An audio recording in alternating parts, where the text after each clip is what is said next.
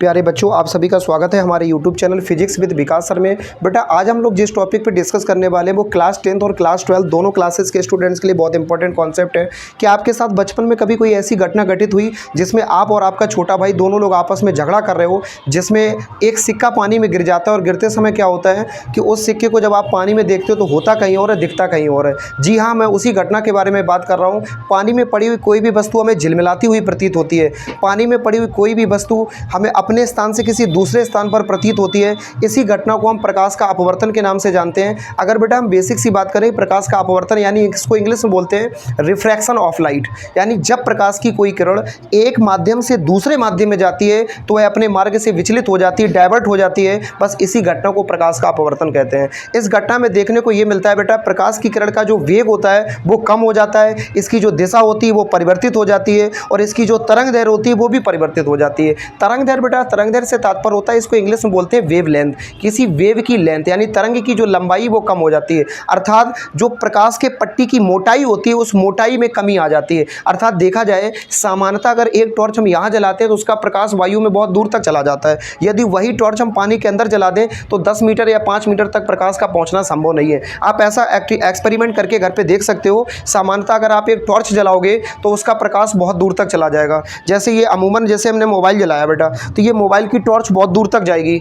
और इस मोबाइल के साथ में अगर हम क्या करें कि इस टॉर्च तो दूर तक जा रही लाइट, लेकिन यही मोबाइल को अगर हम किसी गिलास में भरे हुए पानी से इस तरह से लेके जाते हैं तो इसकी टॉर्च का जो प्रकाश है वो अधिक दूरी तक नहीं जा पाएगा। बस यही घटना बेटा प्रकाश के अपवर्तन को दिखाती है। चलिए हम लोग बेटा बेसिक सी बात कर लेते हैं कि इसकी दो शर्तें होती है, वो कौन कौन सी होती है। एक शर्त आप लिख सकते हो, आपतित किरण, अपवर्तित किरण और आपतन बिंदु पर अभिलंब तीनों एक ही तल में होते हैं। इसकी एक बेटा दूसरी शर्त होती है, दूसरी शर्त हम लिख सकते हैं आपतन कोण की ज्या और अपवर्तन कोण की ज्या का अनुपात एक नियतांक होता है। जरा हम बोर्ड पे कंसंट्रेट करते हैं। अभी बेटा हम डिटेल में आपको थोड़ा एक्सप्लेन करेंगे। आपतन कोण की ज्या बेटा, सबसे पहले आपतन कोण को हम किससे प्रदर्शित करते हैं? आई से।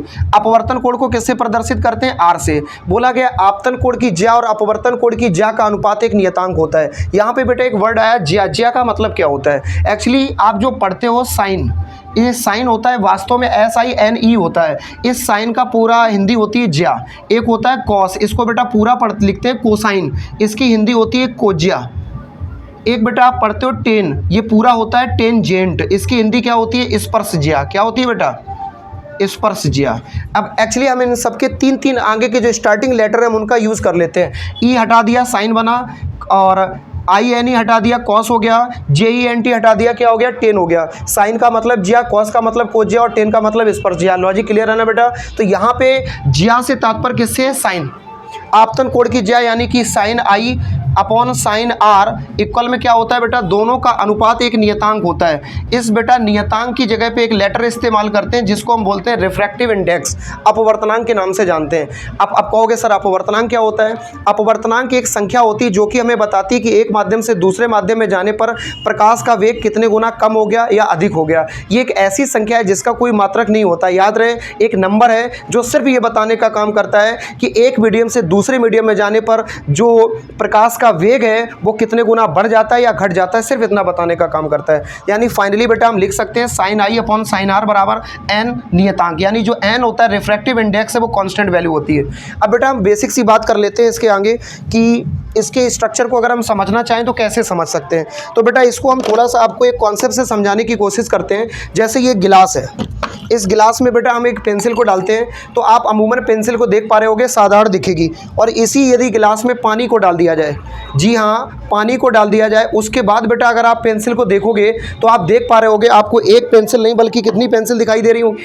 2 पेंसिल दिखाई दे रही होगी। देखो साधारणतः एक ही पेंसिल है, इस पेंसिल को अगर पानी में डाल दिया गया तो अपवर्तन की घटना के कारण यह पेंसिल आपको बीच से टूटी हुई 2 भागों में दिखाई दे रही होगी। यदि आप इसको बेहतर तरीके से वीडियो में ना देख पा रहे हो, इस कॉन्सेप्ट को आप घर में फॉलो कर सकते हैं, इसको घर में रिपीट कर सकते हैं। यानी पानी में पड़ी हुई कोई भी वस्तु झिलमिलाती हुई प्रतीत होती है, जहां वास्तविकता में उससे दूर हमें प्रतीत होती है। इस घटना को हम 2 प्रकार से दिखा सकते हैं। जैसे एक बार हमने ऊपर वाले माध्यम में बेटा मान लिया विरल और नीचे वाले माध्यम में मान लिया कि जल भरा है। अब कोई ऊपर से प्रकाश की किरण आएगी, आने के बाद में क्या होगा बेटा? ध्यान दो, ये प्रकाश की किरण आ रही है, आने के बाद ये सीधे जाना चाहती है, सबको पता है जाना चाहती है, लेकिन यहाँ हम अभिलंब खींचेंगे जो कि हमेशा 90 डिग्री पे होता है, इसको हम नॉर्मल बोलते हैं। अब ये बेटा अभिलंब हमें बताता है जब प्रकाश विरल से सघन माध्यम में जाता है, यानी कि हल्के माध्यम से भारी माध्यम में जाता है, तो प्रकाश की किरण अभिलंब की ओर झुक जाती है। प्रकाश की किरण जाना ऐसे चाहती किधर झुक जाएगी, इधर। क्यों? क्योंकि नीचे वाले हिस्से में क्या भरा हुआ है बेटा, पानी। नीचे वाले हिस्से में क्या भरा हुआ है, पानी। इसको बोर्ड को साफ करके हम ऊपर डिटेल में एक्सप्लेन कर देते हैं, स्क्रीनशॉट ले लीजिए। सिचुएशन को बेटा बोर्ड पे हमने डेवलप कर दिया है, आप इस चीज़ को बेहतर तरीके से देख सकते हैं और समझ सकते हैं। यहाँ पे बेटा हमने दो तरह की स्थितियाँ बनाई हैं। एक स्थिति हमने बनाई है जब प्रकाश विरल माध्यम से सघन माध्यम में जाता है, और जब प्रकाश सघन माध्यम से विरल माध्यम में जाता है। अब बेटा थोड़ा बात कर लेते हैं कि विरल क्या होता है। विरल से तात्पर्य बेटा हल्के माध्यम से, जैसे वायु हो गया या निर्वात हो गया, और सघन से तात्पर्य है बेटा भारी माध्यम से, जिसमें सघन का नाम से ही क्लियर है, घन, जो घना माध्यम हो, जिसमें मॉलिक्यूल बहुत पास पास में एक दूसरे को, जैसे हमने जल ले लिया, जैसे हमने कांच ले लिया, ऐसे सारे माध्यम जिनमें सारे कण एक दूसरे से परस्पर संपर्कित हैं, अत्यधिक मात्रा में संपर्कित हैं, तो ऐसे माध्यम को हम सघन माध्यम के नाम से जानते हैं। इस कंडीशन में क्या होता है, यदि प्रकाश की कोई किरण विरल माध्यम से कहाँ जाती है, सघन माध्यम में जाती है, तो घटना क्या होगी, इस चीज़ को बेटा हम देख सकते हैं। इस प्रकार से हमारी कोई प्रकाश की किरण आएगी। अगर बेटा ये किरण आ रही है तो इसका नाम क्या हो जाएगा, आपतित किरण। तो कोई भी किरण हो बेटा कैसे जाना चाहेगी, जैसे आ रही वैसे सीधे जाना चाहेगी। लेकिन इस बिंदु पर हम अभिलंब डालेंगे। अभिलंब हमेशा 90 डिग्री पे परपेंडिकुलर आता है, इसको बेटा हम बोलते हैं नॉर्मल इंग्लिश में। तो किससे डिनोट करते हैं, एन से।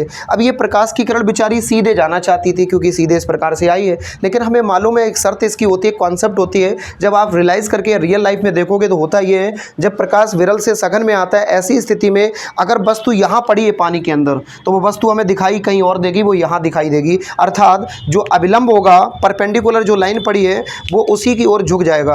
अर्थात ये प्रकाश की किरण इस प्रकार से आएगी। यानी जो प्रकाश की किरण सीधे जाना चाहती है वो सीधे तो नहीं जाएगी, यहां से क्या होगा बेटा, डाइवर्ट हो जाएगी, इस प्रकार से जाएगी। ये किरण आ रही है तो इसको P बोल देंगे, इस पॉइंट को हम बोल सकते हैं Q। यहां जाना चाहती थी लेकिन गई नहीं, इसको बोल देंगे बेटा S। ये नॉर्मल है, इसको N डैश बोल देंगे, कोई दिक्कत नहीं है। पॉइंट समझने की कोशिश करो। ऊपर विरल माध्यम है, नीचे सघन माध्यम है। प्रकाश की किरण एक माध्यम से दूसरे माध्यम में जा रही है तो वह अपने मार्ग से विचलित हो जा रही है। विचलित होके कहाँ जा रही है, अभिलंब की ओर झुक जा रही है। ये किरण बेटा आई है, ये हमारा अभिलंब है, इन दोनों के बीच में कोण बना, वो आपतन कोण आई है। ये हमारा अभिलंब है, ये हमारी अपवर्तित हुई किरण है, डाइवर्ट हो गई, तो बेटा ये अपवर्तन कोण R हो गया। और यहाँ पे बेटा अगर देखोगे ये क्या है, विचलन हुआ, इसको बेटा हम विचलन कोण के नाम से जानते हैं, जिसको हम क्या बोलते हैं, डेल्टा। लेकिन आपने देखा ये वाली किरण तो ये ऐसे ही जाना चाहती थी, ये वाली किरण तो अभिलंब हो गई, ये कोण इस कोण के बराबर होगा, इसलिए I का मान अगर लिखना चाहें तो R प्लस डेल्टा लिख सकते हैं। कई बार ऑब्जेक्टिव क्वेश्चन की तरह पूछा गया है कि जब प्रकाश विरल माध्यम से सघन माध्यम में जाता है तो आपतन कोण का मान होता है, आप लिख सकते हो I बराबर R प्लस डेल्टा। बेटा थोड़ा बैकग्राउंड में म्यूजिक बज रहा है, उसको थोड़ा सा हम फेवर देने की कोशिश करते हैं, उसको साइड इग्नोर करने की कोशिश करते हैं। चलिए हम लोग बेटा दूसरी कॉन्सेप्ट में आ जाएं। अब की बार ऊपर वाला माध्यम सघन है, नीचे वाला माध्यम विरल है। इसका मतलब ये था कि आप बाहर खड़े और पानी में पड़ी किसी वस्तु को देख रहे हैं, और इसका मतलब है बेटा आप पानी के अंदर हैं और पानी के बाहर की वस्तु को देख रहे हैं। अब कहेंगे सर हम काहे देखेंगे पानी में जाके, आप ही क्या जीव है, मछली भी तो जीव है, मछली भी तो पानी के अंदर से ही बाहर देखती है। तो मछली जब पानी के अंदर से बाहर देखेगी तो उसको पड़ी हुई वस्तु दूर दिखाई देगी। मतलब अगर यहाँ पे कोई ऑब्जेक्ट पड़ा है तो उसे यहाँ दिखेगा, और मनुष्य जब बाहर से पानी के अंदर देखेगा तो यहाँ वाली वस्तु यहाँ दिखाई देगी। That is the format of a concept. हम लोग बेटा सिचुएशन पे आते हैं। यहाँ से अगर कोई मान लो प्रकाश की किरण आ रही है इस प्रकार से, ये किरण आ रही है, और आने के बाद बेटा कैसा जाना चाहती है, सीधा।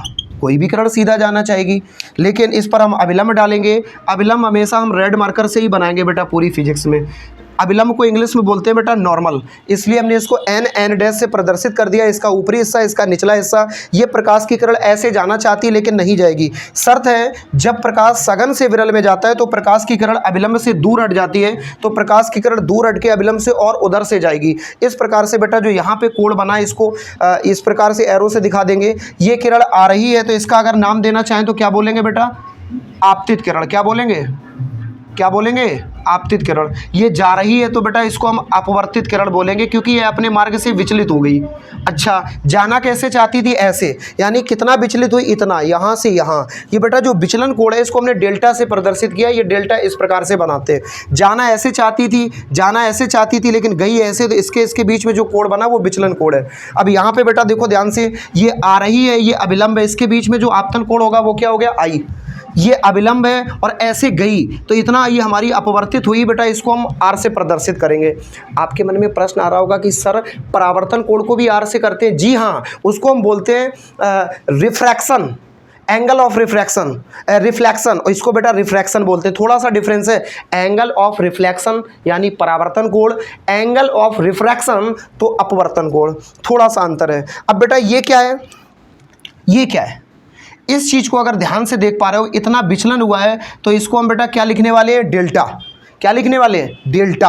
अब आपसे बेटा एक बात पूछे, यहाँ से लेके यहाँ तक अपवर्तन हुआ है तो आर है, यहाँ से यहाँ लेके विचलन हुआ है तो डेल्टा है, तो इतना कोण कितना होगा, इतना कोण इस आई के बराबर होगा, जिसको हम लिख सकते हैं आर माइनस डेल्टा।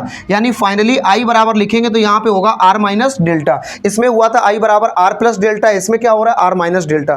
क्योंकि इतना कोण, जी हाँ, ये इतना कोण सिर्फ इतने के बराबर, इस बार किरण उधर चली गई तो बढ़ गया तो आर माइनस डेल्टा। बेटा हमें उम्मीद है कि कॉन्सेप्ट क्लियर हो गई होगी। पास में म्यूजिक है, इसकी वजह से थोड़ी सी डिस्टर्बेंस हो रहा है, लेकिन आप इस कॉन्सेप्ट को बेहतर तरीके से देख सकते हो। यानी अपवर्तन की घटना अगर पानी में पड़ी हुई कोई भी वस्तु हमें झिलमिलाती हुई अपनी जगह से विचलित प्रतीत होती है तो वास्तव में वहां पे जो घटना होती है उसको हम रिफ्रैक्शन ऑफ लाइट बोलते हैं। और रिफ्रैक्शन की घटना अलग है। एक घटना और आपने सुनी होगी जिसको हम टोटल इंटरनल रिफ्लेक्शन के नाम से जानते हैं। पानी में किसी वस्तु की हमें परछाई दिखना, वस्तु वास्तव में बाहर है, यानी नदी के किनारे बिजली का पोल लगा है और बिजली का पोल हमें पानी के अंदर उल्टा दिखता है, सूर्य ऊपर है लेकिन हमें नीचे दिखाई देता है, कई बार आसमान ऊपर है और हमें नीचे पानी के अंदर दिखाई देने लगता है। इस घटना को हम टोटल इंटरनल रिफ्लेक्शन, पूर्ण आंतरिक परावर्तन के नाम से जानते हैं। इसको आप नेक्स्ट वीडियो में देखेंगे। उम्मीद है बेटा आपको टॉपिक क्लियर हुआ होगा। क्लास 10th और 12th के बच्चों के लिए इंपॉर्टेंट कॉन्सेप्ट है। कृपया वीडियो को लाइक करें और चैनल को सब्सक्राइब करें। बहुत बहुत धन्यवाद।